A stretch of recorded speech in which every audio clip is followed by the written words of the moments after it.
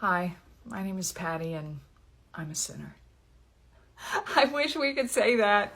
That was like the introduction when we went into church. That then the response would be, "Hey Patty, glad you're here." And then when we left church, it would be like, "Keep coming back," right? 12-step program has so many good things that the church could learn from.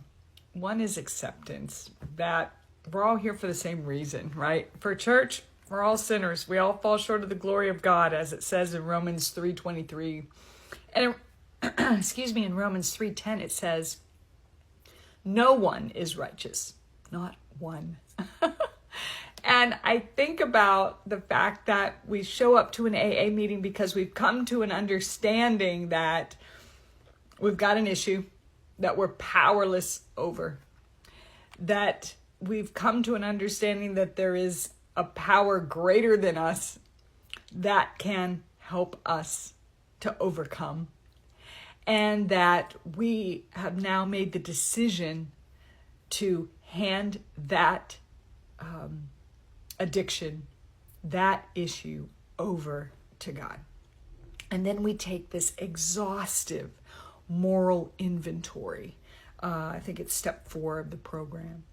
And then we admit to God, to ourselves, and to one other person those areas of our character that are immoral, right?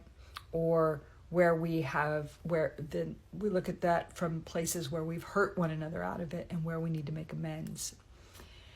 And I believe that church is the same way. We all come as sinners, and we're glad that we're all there because there's a mutual understanding that I'm there the same reason why you're there, and that we receive from the Bible a message for the day, and we can take that and apply it to our lives and where we are.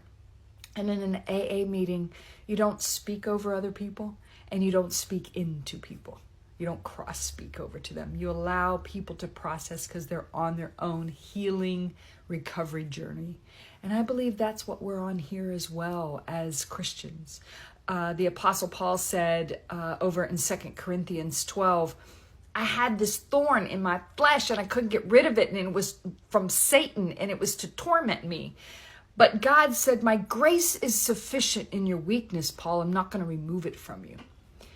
We're all going to be living in this sin-filled world, but God's grace is sufficient for you and for me.